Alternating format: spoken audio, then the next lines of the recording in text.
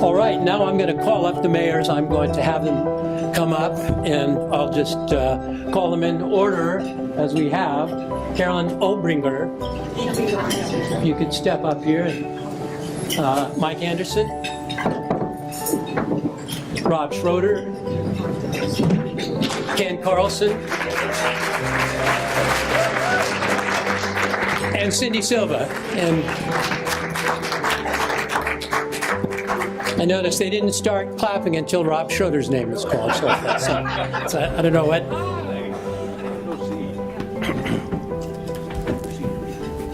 I'm going to read a brief little bio of each one, and I know there's so many accomplishments I can't possibly read them all.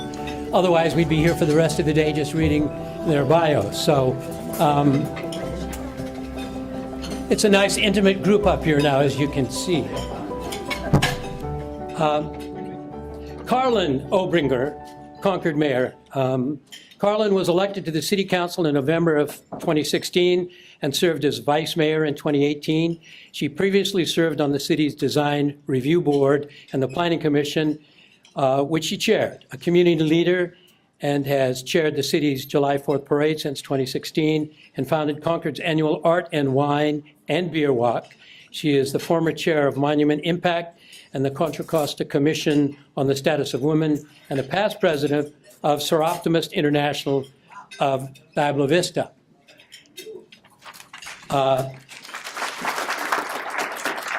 Mike Anderson of Lafayette. He was elected to the Lafayette City Council in 2004, currently serving as mayor for the fourth time. Retired in 2013 as Assistant General Manager for Planning, Stewardship, and Development for the East Bay Regional Park District after 32 years. Landscape architect and UC Berkeley grad, College of Environmental Design, class of 77. A Lafayette resident with wife Courtney for 28 years. Rob Schroeder of Martinez. Mayor Schroeder graduated from the University of California, Berkeley with a BS from the Haas School of Business. After graduation, he moved to Chicago and worked for the home insurance company in the commercial casualty underwriting training program. After 1.5 years, he moved back to Walnut Creek and went to work in the family insurance agency founded by his grandfather in 1933. Mayor Schroeder became a council member in 1996 and was elected mayor in 2002. And just full disclosure, Rob was 2 years old when he moved in next door to me. I was 6. He used to run with my younger brother, George. Fortunately, the statute of limitations on 2-year-olds has passed. So. Ken Carlson, Pleasant Hill. Ken is a native of Contra Costa. In his early childhood, his family lived in Concord and then settled in Pleasant Hill in the early 1970s. Ken graduated from Brigham Young University with a BA in communications. He then traveled to Seoul, Korea for 18 months of missionary work. He lived and worked in the Korean communities, learning their language and teaching English. Returning to the Bay Area, he settled briefly in Martinez and enrolled in a master's program at San Francisco State University. While a student, he was hired as an intern with the Concord Police Department in February of 1988, and short months later offered a position as a police officer. Graduated from the Police Academy and began a career as a police officer in the city of Concord. And Cindy Silva. Cindy has been a member of the Walnut Creek City Council since 2006 and served as the city's mayor in 2011, 2013, and now again in 2019. Prior to the election to the City Council, Cindy served on Walnut Creek's Planning Commission. As a council member, Cindy serves on numerous regional and state-level boards and agencies.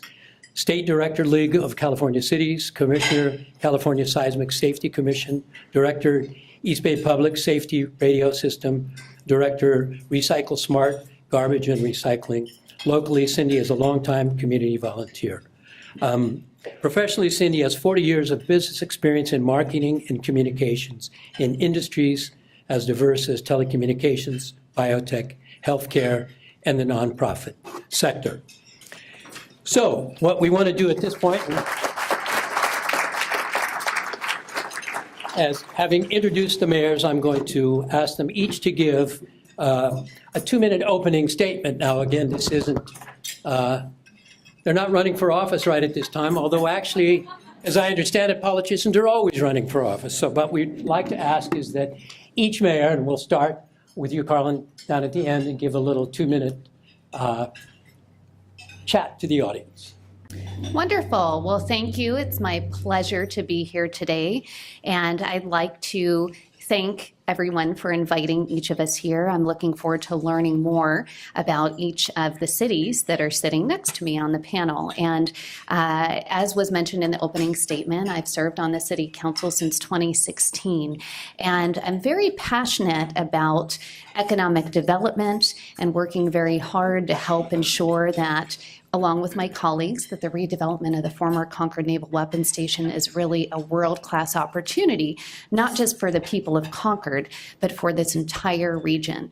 And I hope to have the opportunity to share with you a little bit more about the campus visioning process that I've been spearheading for the past 9 months.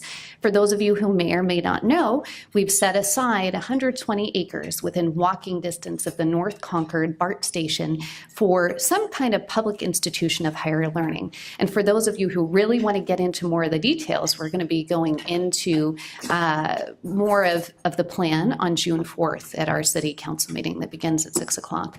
But it is my honor and privilege to work every day to help make Concord an even better place to live, work, do business, raise a family, and retire. And I was thrilled that Concord was named one of the top places in the world a few years ago in Condé Nast as a place to retire. And I think in part that's because of our relatively affordable cost of living compared to the rest of the Bay Area and our world-class healthcare system provided to us by partners like John Muir. So again, it's my privilege to have the opportunity to serve on the Concord City Council. There's a great team. We're working very hard to address all kinds of quality of life issues, whether it's job creation as the #1 job employer in Contra Costa County. We have 1 in 8 jobs, as well as addressing challenges like housing affordability at all levels. So again, I do understand, though, that we have to work with our partners in order to accomplish some of these goals. And so again, I'm looking forward to hearing more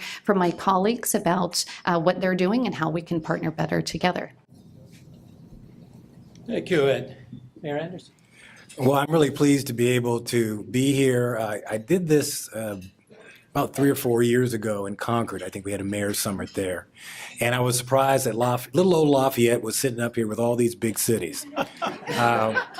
And I think you're going to see as we answer questions that there's a real difference in our perspective in terms of the kinds of money we have to work with, as well as the scope of the problems that we deal with. But Lafayette has been really trying to maintain a semi-rural atmosphere.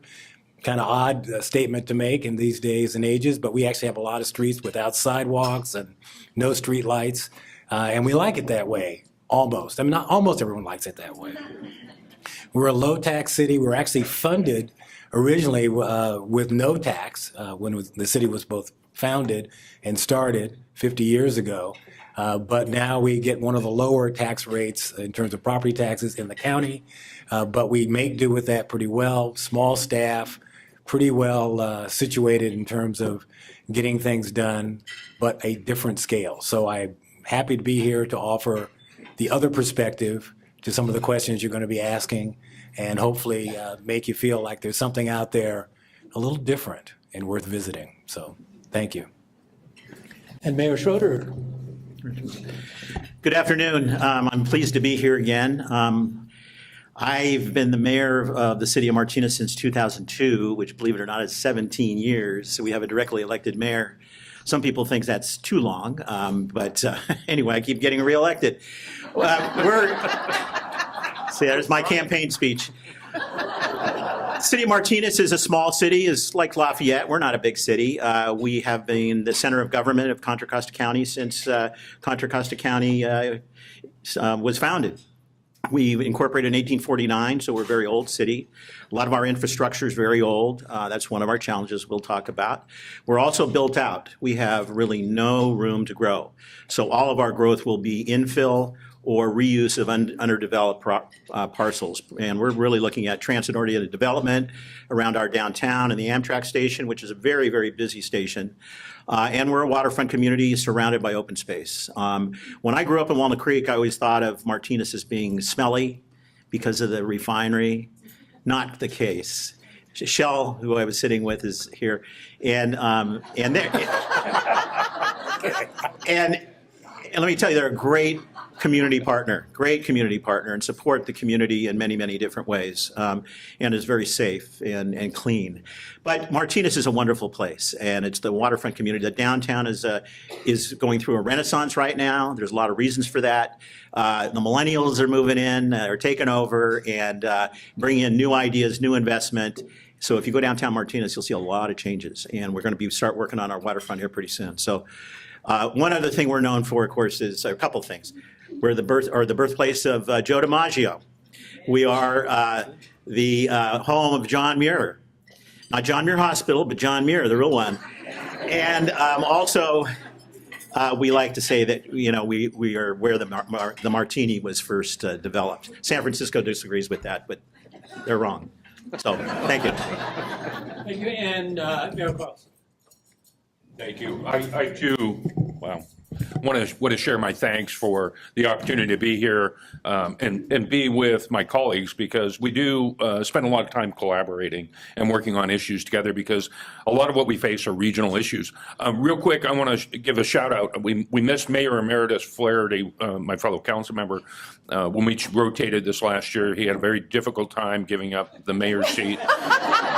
Councilmember Harris provided him a special name tag, Mayor Emeritus, so that's how we're referring to him this year.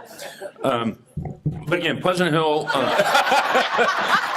see, that was my mistake, I know. But I appreciate all of my council members are here, and they're a great team, and we collaborate quite well together, and I appreciate that. Like all of us, we're facing those economic challenges, housing challenges, homeless challenges. We like to think of ourselves as the center of everything. We're the heart of Contra Costa County. And so we do share those common issues. We too are working on housing issues. We're looking at some developments and things like that we can do to improve our housing inventory, as well as provide some low-income housing opportunities. The exciting things for Pleasant Hill this year is this is our year of general plan update. And for a council member, it can be a daunting task and somewhat overwhelming, but it's really an exciting time to engage our community. And we kind of set ourselves upon that path a couple years ago when we looked at building a new library. And so as we move forward with building a new library and then thinking of funding options for that, our citizens were gracious enough to support a half-cent sales tax measure, Measure K, which passed overwhelmingly, to move us forward on that path to actually have our new library built. So we're in the middle of an EIR process and look forward to the opportunity of those doors opening and having a whole new library in Pleasant Hill. Thank you. Thank you, and Mayor Silva. Thank you very much. And I get to say welcome to Walnut Creek and welcome to the Boundary Oak Golf Course. For those of you who have never been here before, this facility is about 50 years old. It was built in the late 1960s when Walnut Creek was growing so rapidly. It was the most rapidly growing city in the state of California at the time. From 1960 to 1970, Walnut Creek quadrupled in size from 10,000 to 40,000 people. And it had done the same thing in the 1950s, partially because Rob was born. But but it had grown from 2,500 to 10,000 in the 1950s. So this building is about 50 years old. It is a city-owned 18-hole golf course, so it's unusual in that respect. And we run it as an enterprise fund. So this means that the revenues come in from the golf course and the expenses come in. It runs in the black, so we are not having to supplement it from the general fund. And we have recently updated this golf course clubhouse, and so please enjoy it today. I would give you a 35,000-foot overview of Walnut Creek at this point in time. We have 4 priorities that we have established for the next couple of years. One of it is economic development, jobs growth, and sustaining and maintaining the tax base. Another is green. We want to green the city, greater sustainability, greater adaptation for our climate action plan. We are also looking at some other facilities that are aging as well, in the range of 50 years old, community facilities. The project is called Your Parks, Your Future. And the last one is fiscal sustainability. And I'm sure we'll talk about that later. But if you want to really know it in a nutshell, it's 4 green things: economic development, fiscal sustainability, park facilities, and also climate action plan. And I thank you all for being here today. I look forward to chatting with all of my friends. We are friends and we are colleagues and we work well together. And it's one of the great things about being in Contra Costa and being on a city council is the opportunity to work collaboratively with our colleagues. And thank you. I just want to say a couple things before we get into questioning. I'm going to advise each one of the mayors how much time they have to answer a question. And we have somebody over here kindly putting up yellows that says you have 15 seconds to go, and reds that say you're done. So She doesn't have a microphone. that's absolutely correct. I won't say that about anyone who went over the red time over this. But that's what we're going to do. And we've given some, I call it canned topics to the various mayors to talk about. And just to let you know, we're talking about housing, homelessness, congestion and traffic, infrastructure, budgets, economic development, cooperation, cannabis, elections, the issue of district elections, and some miscellaneous things. I'm quite certain we're not going to get to all of those, but I like to think that they're all very much involved. And that is, homelessness has an awful lot to do with housing, has an awful lot to do with budgets, so has an awful lot. So this initial question, I'm going to start, I have a little matrix and it has nothing to do with my mayor being the first here. I'm going to ask Mayor Silva the first question. And it does relate to the issue of homelessness, but I want to make it a little broader because we see so often the issue of homelessness. Let's just build more housing. And we have to appreciate that homelessness also is a mental health issue. It's a drug and alcohol issue. It's a much greater issue than just we need to build some more houses. So the question is, what is your community doing to address housing costs? But having said what I said before, I'm going to let people go kind of afield as they feel. So Mayor Silva, I'm going to throw this one into your lap. How long does she have? A minute and a half.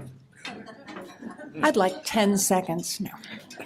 You can have it. So fundamentally, housing costs have been rising in the state of California, and it's a function of many factors, most of which our cities have no control over. We do not have control over labor costs. We do not have control over environmental costs and environmental remediation.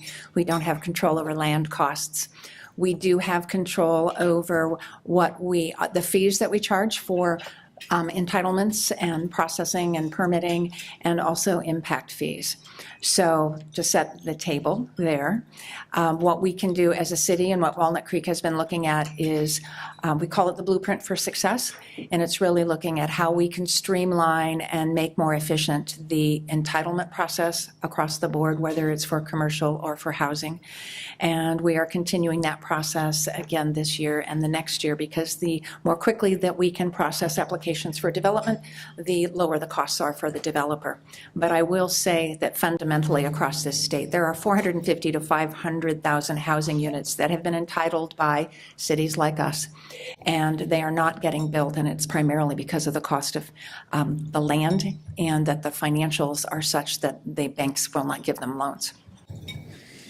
All right, and I'm going to ask the next question of Mayor Obringer, and it's going to relate to kind of the same thing, having listened to what Mayor Silva has to say in the city of Walnut Creek. Of course, you have a little something, you have some open space that potentially is going to be developed. But what happens with the issue of housing and economic development that we see regularly is precisely what Mayor Silva said, is developers and people are saying the cost for permitting, the cost of getting something built is staggering, and it seems to get it actually in the way of development. How is the city of Concord dealing with that particular issue? Well, I am so glad that you asked me this question because I really wanted to have the opportunity to answer it. I'm very proud that 2 weeks ago, our city council approved a brand new 62-unit, 100% affordable to low and very low income family project. And that deserves a round of applause because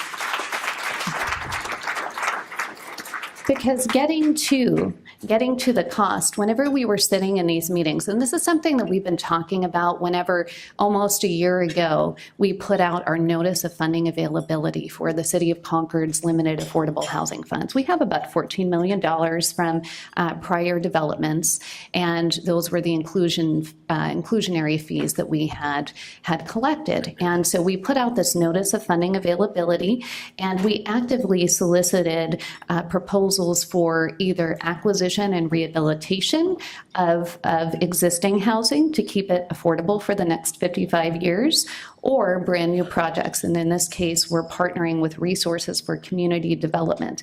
And so it was shocking for us to learn that it costs $660,000 for one affordable unit.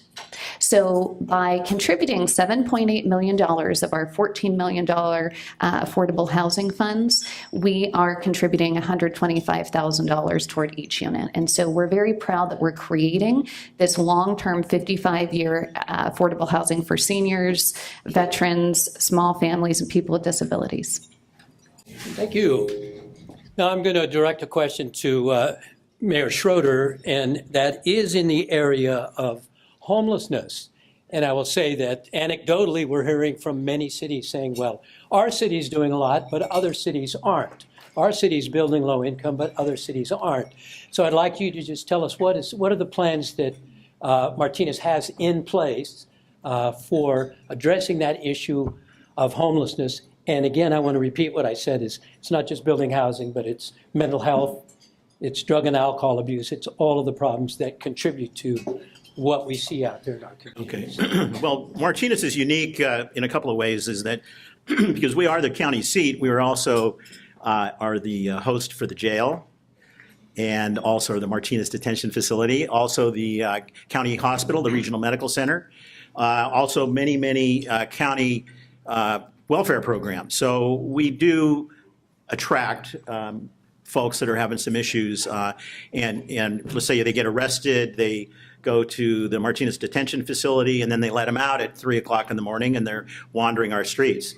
Just recently, last Thursday, Norlie Gipner, who's my vice mayor, hosted a homeless forum, and they had all the agencies from the core folks, which is the homeless outreach, the county hospital, or the county health and health services, as well as Loaves and Fishes, who are here today, as well as our resource officer for the homeless, Rodney Brisner. And it was a very informative time for the community. As far as housing is concerned, we're not doing much. I would like to see us do a lot more. We're trying to do infill, as I mentioned. There are a lot of impediments. There's a lot of NIMBYism in Martinez, and it's unfortunate, and we have to combat that. I don't know if anybody has ever heard of Pine Meadow. Used to be a golf course. Well, we're still in court on that, and it's been going on for, oh God, it seems like a decade. We go through city managers pretty fast, so I'm not quite sure how many city managers have been working on that one. Because you've been mayor. I know, June, yeah, I've been, June, of course, many years ago you worked with us. It was great, thanks. All right, and Mayor Carlson, on the same issue of homelessness, I recall just reading in the newspaper yesterday and then hearing on the news this morning that cities are reporting everywhere, in spite of the millions that are being spent on homelessness, the actual number of people out on the street appear to be increasing to a great deal. So can you just tell us in your city, in Pleasant Hill, have you seen that from your police department, from various people, that in fact the homeless population is increasing in Pleasant Hill? And then also what precisely is Pleasant Hill doing to address that issue? Yeah, I think we're all seeing this, not just Pleasant Hill, because it is a regional issue, but we're like every other city, seeing a slight increase in our homeless population on the street. I'm waiting to see what the point in time count. I haven't seen it yet, but estimates are anywhere from 3 to 5%, depending on the community, and increase in numbers. Like Martinez, We partnered with them to have a core team in our town, and we've had a dedicated community resource officer as well. So I think we're right there with everyone else in the same boat is, well, how do we provide the resources and what are those resources that they need? And what's the model and how do we create that model? I too, like Martinez, have held 2 homeless forums myself. And one was in an effort to kind of combat Pleasant Hill's own NIMBYism in that really one of the issues is, yes, we have to build a little more than what we are. We have to build some density. And we have height restrictions, and we have a community that wants to maintain that small town feel, but are also impassioned by the need to serve the homeless community within Pleasant Hill. Right. All right. And I'm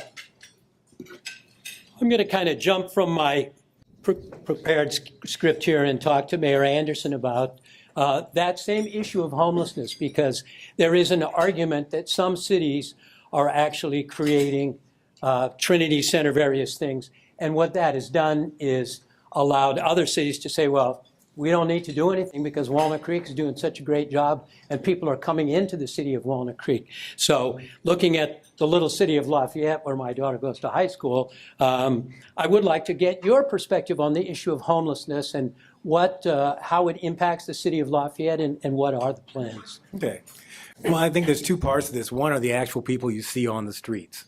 And I think the last count I saw was 100 plus people in the Lafayette city who were considered homeless.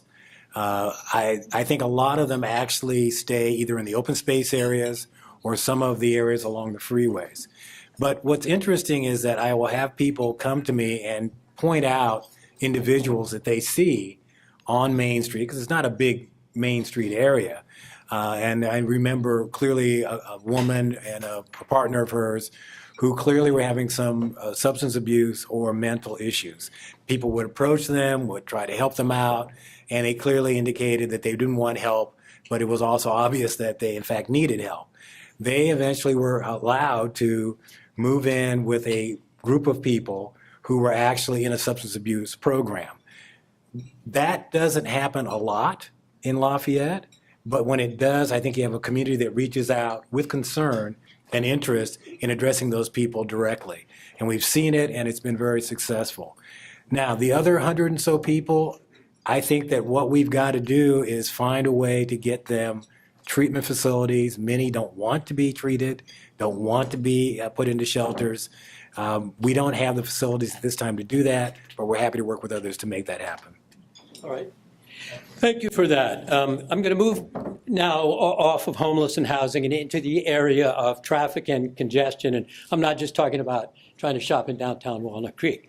The issue really is, and we look at the cities of Concord and Walnut Creek, and to a certain extent, Lafayette, Pleasant Hill Road, is the commute. And the concern is, how do we address, and we're looking at some statutes that come out of Sacramento or potential hikes in tolls, gas tax, in order to assist transportation. The real question is that money in any way going to assist the city of Walnut Creek or the city of Concord in the commute from East County through their cities, or the city of Lafayette in the commute through its city? So I'm going to, in my little matrix here, I'm back to you, Mayor Anderson, if you wouldn't mind. Okay, thank you. I think the city of Lafayette is greatly affected by regional through traffic. We have traffic going into Moraga and Orinda. We also have traffic going toward Martinez and Pleasant Hill on Pleasant Hill Road. One of the problems we have, obviously, is there isn't a great deal of opportunity to expand any of those facilities. So what we end up doing is basically trying to use our traffic signal timing to allow people to get onto these streets and then work their way out to the actual highways they want to get to. The other thing we have is Waze and other apps that are putting people who are jammed up on Highway 24 onto Deer Hill Road or onto the main drag at Mount Diablo Boulevard. And we've been trying to figure out a way if we can get that app to either not pick certain streets because of their residential qualities, or can we change the actual turning regime so that you can't go through on certain streets. We've had some success, I think, on Pleasant Hill Road with some cooperation from the county, as well as the city of Pleasant Hill, which we really appreciate, to help cut down on some of the cut-through traffic. but I don't see a simple solution to this. I think one of the big solutions that we were discussing yesterday with Assemblymember Chu and Assemblymember Bauer Kahan is a need to take a look at the jobs housing balance and to rebalance our transportation jobs so that they work together and don't focus on people driving long distances to work. Right, and Mayor Carlson, I'm going to kind of throw the same general question in your direction. Pleasant Hill's a little different than Lafayette, but it has the same through traffic issues I think that all of the cities have here. And I think the frustration that many people seem to express is that we're paying these gas taxes, we're increasing all these things, and nothing seems to change in terms of cars on the road, infrastructure, potholes, or anything like that. So it's kind of a broad question for you, but I'm going to give you a minute and a half to try to solve something that usually would take, nobody solved in several years. Appreciate that. I'll stutter for a minute 29.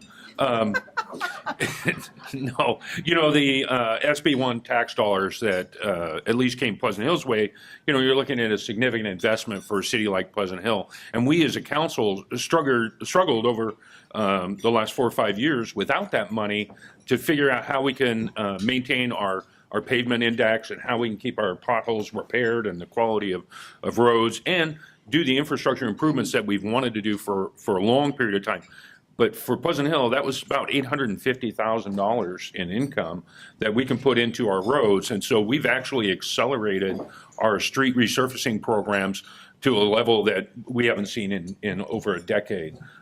So it's really been a huge input for us, and I think it's a benefit to all of us. And I know as we pull up to the gas pumps now, and just in the news yesterday, it was, you know, we're paying 90 cents to $1 more than the rest of the country. Part of that's, yes, our gas tax, but a lot of that is the environmental impact that we want to have in our communities. So we've got our regulations here in California. But again, those tax dollars, those gas tax dollars coming into our cities really allow us and give us the opportunity to expedite our street resurfacing, our pothole repairs, and all those other things that we've avoided as we struggled to come out of the economic downturn. Okay. And Mayor Obringer, I'm going to talk a little bit, and it's kind of related, the issue of budget. That was one of all of these, there are a number of questions under budget. And clearly, every city is facing a huge budget issues. We're talking about the big gorilla in the room, which is retirement benefits for various city employees, which is shrinking the amount of money that's available to do infrastructure, build housing, do all the various things. So we're going to throw it out to you, being the mayor of one of the biggest cities in Contra Costa and certainly in central counties. What actually is Concord doing to address that issue of shrinking dollars, and then perhaps more specifically, this is another one of those two-year questions. What about that budget and retirement pensions, and how does it impact you? Sure. So the City of Concord has been working extremely hard to address all of its unfunded liabilities. And we've been working on this long before I was serving on the City Council. But we've really, over the past 2 years, taken a look at all of the unfunded liabilities, everything from the pensions and the health care that you spoke about to even our infrastructure. And it was really eye-opening to the entire council, myself included, to see that over time, the pension and the healthcare challenges are going to be addressed. But the area that's going to continue to grow unless we make unless we generate additional revenues and make some changes is the unfunded liabilities related to infrastructure. So the City of Concord has, believe it or not, and we are the biggest city right now in the City of Concord, 310 miles of roadway. And it's very difficult, just like most cities in California, to keep our pavement index as high as we would like. And I will tell you that the number one issue that I receive concerns from the community is related to the condition of our roads. And I know that in order to attract people, if they want to live in a community or do business in a community, you have to have good roads because that's the first impression. So, for example, just a few weeks ago, we had some surplus funding from our previous year's budget, $400,000. And so we put it directly toward improving potholes and pothole repairs so that people could see that we're directly trying to address these issues head on. Thank you. And Mayor Silva, you're next. I'm going to ask you to kind of explain. I think Walnut Creek has done a little something more recently to address that issue. And if you could just tell the audience, what is Walnut Creek doing with respect to that budget issue and the long-term pension issue that seems to be? So someone asked me at the lunch table, so if by Tuesday you could wave your magic wand and solve one problem, what would it be? And I said, the unfunded pension liabilities, because if that problem could disappear overnight, the ability to maintain our infrastructure, to rebuild park and community facilities would be achievable. So I'm waving as hard as I can. So what we've done in Walnut Creek, first off, I'll say we have a balanced budget of $92 million. It's a 2-year budget, so that's about $185 million. But we didn't get there last June without making a small cut to the budget of about $2 million. And that's actually, and we were going to have to continue to do that in large part because of the rising costs of unfunded pension liabilities. In the last 3 years, those costs jumped from $7.5 million to about $11 million. And in the next 10 years, they will get all the way to $20 million. And that's year over year over year, it's rising. And that number changes as we all live longer because it's an actuarial benefit. And it also changes as the CalPERS system may or may not be able to make its investment goals. And as the state legislature tries to tell the CalPERS system what not to invest in for social justice issues. So there are competing priorities. So what we have done locally is over the last few years, we have set aside, by the end of June, we will have $21 million in our pension irrevocable trust and our pension liability reserves. And tonight on the calendar, come on down, we'll be talking about how we're going to dole that out over time to slow the rise, so to speak, and hopefully buffer us against the future impacts of those costs. Thank you. I'm going to ask Mayor Schroeder now, and I'm going to limit it to 1 minute. And I just want to ask, the question is, what is your community doing to retain and attract high-paying jobs? Well, as I mentioned several times, Martinez is built out, and we don't have a lot of areas to build housing. And housing is really what we need to attract jobs. We are the county seat. Our largest employers are the County of Contra Costa, Kaiser Health Plan, Shell Oil. Although a lot of those folks live elsewhere, and I think there are opportunities to build infill housing that would attract those folks to live in Martinez. We have recently established an economic development department. We did not have economic development formally at the city level for decades, and I think Zach's been working for us for about a year, right, Zach?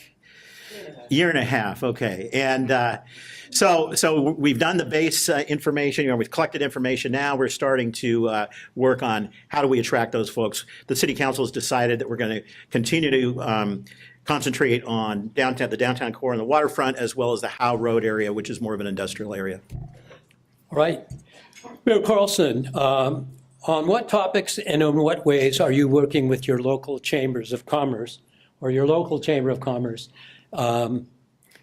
in all of these issues that we're talking about, economic development, homelessness, housing? Well, we have an economic development committee, and our chamber members and community members are a big part of that and have a voice in what we're doing and what the vision is and what we'd like to do. We recently in Pleasant Hill created a tourism improvement district, Stay Pleasant Hill. Stay Pleasant Hill. But that's my marketing ploy. Don't go away, stay Pleasant Hill. And that's whether, don't move out, but also come and visit. Never leave. We never leave. You should never have put me between these two.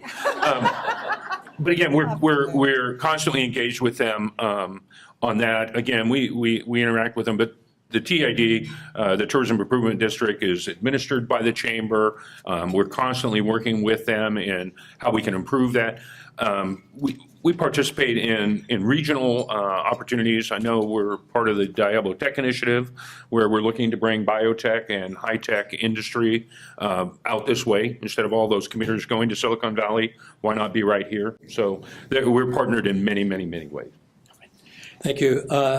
Mayor Anderson, I'm going to ask, On what topics and in what ways are you working with other communities to solve some of these problems? Well, I mentioned the pass-through traffic, the regional traffic issue, which thankfully we had good support from Pleasant Hill on that, and also Orinda and Moraga. I would say generally that we are more of a town that is insular in the sense that we don't have large tech companies, we don't have huge business sectors or job sectors. And because of that, we end up being very dependent on our chamber, who in fact puts together great things like our Art and Wine Festival, our Taste of Lafayette, which you just missed. It was a lot of fun. But our working with them pulls in regional audiences. And I think that is something that we provide for folks in the area, is a bit of a change of pace, something a little different in our town, which is a small town. And I just wanted to quickly comment very shortly on the budget because I didn't chance to say anything. Lafayette is not a CalPERS related town. We don't have a CalPERS obligation. So we don't have a pension liability. Now, I know it's not possible to get away from it if you have it, but I wanted to make sure people understand that there is a possibility that that can occur. And if you have the option, that's where you really want to be. So thank you for the moment. All right, and Mayor Silva, I'm going to ask you this question. Contra Costans overwhelmingly passed legalization of marijuana last November. What is the status of your city regarding licensing marijuana facilities? Thank you very much. Proposition 64 was on the ballot in November 2016, so it's been about 2.5 years. And during 2016, and actually a little bit of 2017, the regulations were being put in place in Sacramento. What we have done in the city of Walnut Creek is we have authorized delivery from within and without, and we are in the process of allowing 2 medical marijuana delivery services to locate in the city. All right, thank you. I'm going to also ask that of Mayor Obringer. Sure. So we are following similar lines as the city of Walnut Creek. We have permitted delivery within the city of Concord, as well as testing and manufacturing. And recently we had a city council meeting where we were discussing additional options that we're going to be looking into related to storefront and non-storefront retail. So we haven't developed any ordinances yet, but we're still looking into these opportunities because our community, what we have heard from the community is that whether most people are in support of the medicinal side of things, but there still is a lot of concern about recreational cannabis. And so we're trying to take it slowly because, again, Concord's theme is where families come first. And so we're trying to honor that with our policy as we learn more about this new potential economic development opportunity. All right, and just before we get into the questions coming up from the audience, I'm going to limit to 30 seconds, this very quick one. And I'm going to ask Mayor Silva, if you received $1 million grant to use for the city in any way you wanted, what would you do with the money? You don't have to answer it if you don't Your want. magic wand came true. Well, I wish it was $142 million, then my wish would have come true. I would probably divide it amongst some economic development issues as well as some park facility issues. And Mayor Schroeder, I'll ask you the same question. Well, there's a lot of things I could put that in, but I think one of the most important things that we do in the city of Martinez is we provide water and we treat water, and our water system is aging. I would want to take some of that and update some of our underground pipes and just the safety of our water system. Mayor Carlson, I'm going to ask you the same question. Wow.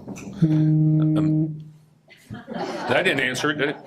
Oh, that was Rob's fault. Yeah, there are so many infrastructure projects, and again, that would make a good inroad into our new library. So I'm sure there's a way we can invest that $1 million right into the library. Mayor Anderson, same question.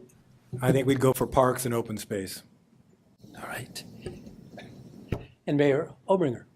Well, based on all of the emails that I'm getting about the condition of Concord's roads, I think that's where the money would go. Can I add what I hear us all saying is one-time money goes to one-time things. Yeah.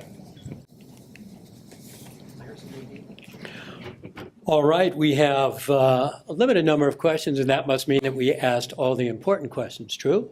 A couple of issues then I'm going to ask. The first one, Mayor Robb, what's the future of baseball in Martinez? All right, that's a setup there. Who said that? 60 seconds. Because if they said Mayor Rob, that means they're on a different level. Well, last year we had a baseball team. It was great. We had a wonderful season. The city put another $400,000 into our professional field, which is still there. Don't worry, it didn't go away. We're hoping to have another baseball team next year. We had a small group of interested investors this year, but we just couldn't make it to the drop dead date, which was in March, because their schedules and so on. So, I hope to revive it next year. All right, and this is for Mayor Obringer. How can other communities provide input to the Naval Weapons Station development? Well, thank you for asking. I was looking for the opportunity to talk about the redevelopment of the former Concord Naval Weapons Station. So there are many opportunities that are coming up. So this question is very timely. We're still in the process of developing our specific plan, and we are looking forward to bringing that to the council for hopefully final approval in March of 2020, because we know that we can't move forward with anything until we have that specific plan and can have that land transferred to us from the Navy. Now, with that said, there are going to be many public hearings that happen. For example, tonight, we've got our Community Advisory Committee, which is a body of citizens who take a look at proposals related to the Naval Weapons Station before it comes to the Planning Commission and the City Council. So tonight, they're going to be looking at the campus visioning process that I identified earlier, as well as the youth tournament sports complex that we have planned as well for the Naval Weapons Station, which could also be another economic development generator. So we are looking forward to folks attending some of these meetings and also hearing input from other cities as to how we can help to create a new job center here in this area, so all of our residents don't have to commute 4 hours round trip and can improve their quality of life. All right, I'm going to ask this of Mayor Schroeder. When will a city in Contra Costa County take the step to open a marijuana dispensary? Actually, we passed our ordinance a month ago or so. It has taken effect. We have one applicant that was kind of treated a little differently because they had been in the pipeline for a medical marijuana dispensary about a year before that. And so the announcement has gone out, and so we're taking applications for one more retail. We will allow one more retail. Or storefront, as well as other activities that are included in the ordinance. And if you want to make an application, you can go over and see Christina Radcliffe right over there. She's our Economic and Community Development Director. And it is my understanding Antioch actually is a city that has passed an ordinance related to both dispensary growing and cultivation. All right, here is a question for the Concord Mayor, Mayor Obringer. When does the city of Concord plan to address the traffic problem caused by the lights at the Monument and more intersections that cripple commuters every day starting as early as noon until 6 p.m. from Buskirk through Hookston, Contra Costa, and so on? That is a very specific question.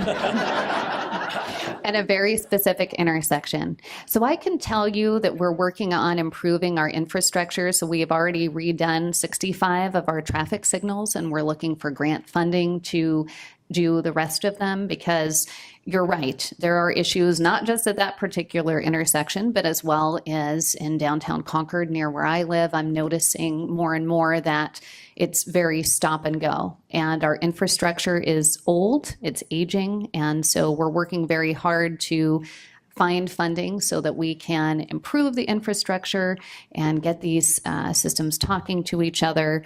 And I serve on TransPAC and as an alternate to CCTA, so I'm always on the lookout for those additional dollars that we can put toward Concord roads. Thank you for that. I'm going to ask a question that several people had asked before. I put it in my notes. It didn't come from the audience, but it is, I'm going to ask Mayor Carlson about the issue of the minimum wage and whether or not it's having an impact on small businesses and restaurants in your community. That's a really good question. We struggle. Pleasant Hill is really, our tax base is retail and transient occupancy tax. And we're very fortunate that that hasn't changed a whole lot. We're a very small property tax city. So I can't say one way or another that it's actually had a significant impact on our community. Our unemployment rate is holding steady at about 2.5%. So we're in really good shape in that sense. And again, our revenues keep coming forward, so we're holding steady. I don't see that that's had any negative impact, or at least a measurable impact on Pleasant Hill at all. And Mayor Silva, have you like to remark on that with respect to Walnut Creek? This is anecdotal, and thank you for the question. We have dozens and dozens and dozens of restaurants in Walnut Creek, and prior to the increase in the state minimum wage, there were many concerns being expressed by the restaurant owners about the ability to be able to afford that and still be able to keep the doors open. And I think we are still waiting to see how that plays out, since it hasn't been in effect very long. And for 30 seconds, anyone else like to weigh in on that with respect to their cities? All right. I think we've then reached the point of, we have another question. Let me see. Thank you. Concord, a very popular place. What are the chances of a major soccer facility and convention center in Concord? What an interesting question. And I think it's an allusion or a reference to the fact that we have an initial exclusive negotiating agreement with a developer who's very interested in putting together a proposal for our former redevelopment property. And that's the property that's located there near the downtown Concord BART station on 5 acres. And so the city council, the majority of the city council has said, well, whenever we look at our downtown specific plan, we do include reference to a convention center. We do include reference to some hotels. This is an intriguing proposal. So we have granted the developer permission to take 18 months to utilize his own dollars to put together a feasibility study and then come back to us with his findings, and we will go from there. So stay tuned. All right, and thank you for that. I think that's going to complete the questions that we had, both from my questioning and from the audience. And I think what we'll do now is allow each one of the mayors to give a 1-minute, it's not a closing argument, it's a closing statement. I'm a lawyer, and I used to give lots of closing arguments. So this is a closing statement. And we'll just start, wouldn't mind, down at the end with Mayor Obringer.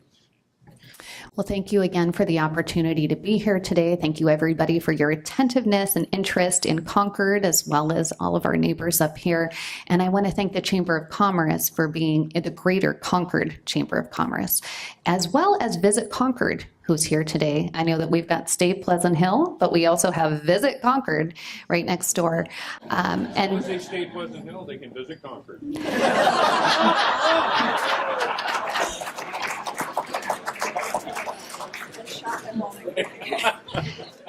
So anyway, I want to thank those two partners because they really are helping us to promote Concord as a great place to visit, to live, to do business. For example, all of the shopping, the new eateries and shopping opportunities over at the Veranda. We've done a number of ribbon cuttings over there. So I think that our future is really bright, and in particular with the redevelopment of the former Concord Naval Weapons Station, an opportunity not just to create housing, but living wage jobs right next to public transportation and an East Bay Regional Park, as well as this campus visioning process that I've talked about in our youth tournament sports complex. And so I just look forward to the opportunity to partner together and to help, provide an even better quality of life to this region through the redevelopment of the Naval Weapons Station and the job creation that we're doing in the city of Concord. All right, thank you, and Mayor Anderson. Well, for us, it's love Lafayette, so you can love in Lafayette. It's okay. I guess all I can say is I'm really appreciative of the fact that we're allowed to be a part of this group and to talk to you. We do have things that occur in Lafayette that are worthy of your attention and thought. Our chamber, headed by Jay Lifson back there, does an excellent job when it comes to the Art and Wine Festival, Taste of Lafayette, there's the Run. We have things going on there that are worthy of your time if you want to have a very village-like and friendly experience. Have great restaurants, and a wonderful time is there. So thank you once again for letting me say a few words in a small scape. All right, Mayor Schroeder. My pen just blew up on my hand, so I'm a little distracted here. I want to thank my colleagues. We really are friends, and we work together all the time. And we've talked about a lot of regional kind of issues, and it's going to take the region to figure these things out, whether it's homelessness or traffic congestion or housing or any of those things. One thing I'd like to mention, thank you.